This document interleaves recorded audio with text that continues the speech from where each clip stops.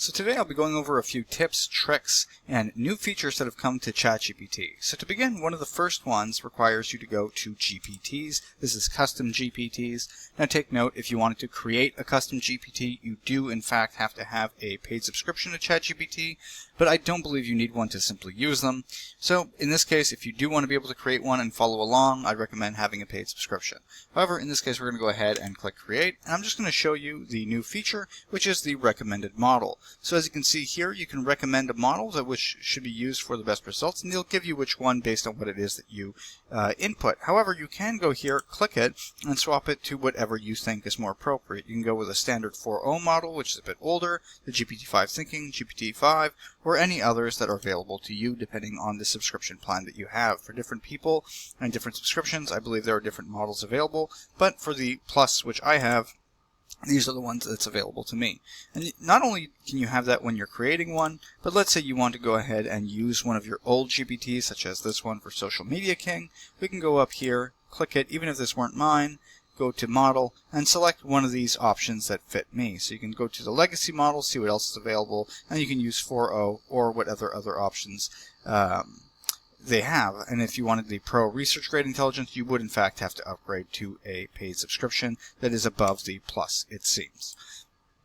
Another interesting new feature in ChatGPT is that if you wanted to go ahead and click your options here, you'll see that you have deep research. Now everybody knows about deep research. It's a great way for you to get really like tons of information on a specific topic. It's great if you're writing a paper or you're really diving into obviously deep research, and it'll go and scan through different like professional sources depending on the prompt that you ask, and you can see here that you have the sources option. But what's cool about this now is that you actually have the option to utilize connectors that are available here. As you can see that you also had over here, for instance, you can use connectors and see what you'd want to be connecting. But if we're going to go ahead and use deep research, which a lot of people love to use, and you want to include a connector, you can simply go ahead and connect which one you'd want to be providing data from. And it'll basically integrate your information that you have in these platforms into the research that it would be doing. So for instance, your Gmail, your GitHub, your Dropbox, your Canva, your Box, or any other apps that would be available to you. For instance, Linear, Teams, Outlook, email, a ton of stuff that it can actually go into the information that you have and utilize it in the deep research depending on the prompt that you are using. This is a new feature to ChatGPT and very useful to you, especially if you are working on, for instance, a paper for school or something at work that you need to do a deep research and also utilize data that you already have. Another really cool and interesting feature that's come to ChatGPT involves image generation. So for instance, you'd go here and click Create Image like you normally would, and you'd create a cool prompt of something you'd want. So for us, here's a prompt about a humanoid robot in a cyberpunk scene. It's very descriptive to help it understand what we're asking for. So we'll ask for this, and what's cool is this new feature for styles. So you can go ahead and have various styles that align with what it is you want to create, and you can go through them and swap in and out depending on what it is you're creating.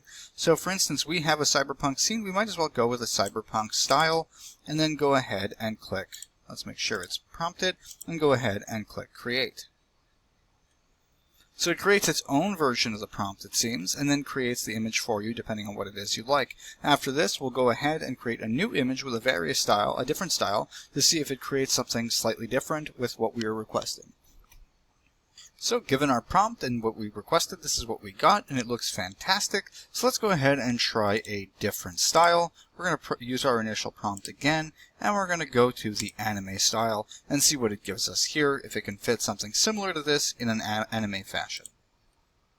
And there we have it, and it fits perfectly for what we requested. It basically recreated the initial one, but in an anime style like the style was designed to be. So this is actually really cool and really fun. If you are creating new images or want to create something that's a bit artistic, you can literally go here and play with different styles that they give you that are already predetermined in a sense. So that's another really cool feature that's come to ChatGPT. So hopefully you guys found this video helpful or at least interesting. If you did, please like and subscribe, and have a nice day.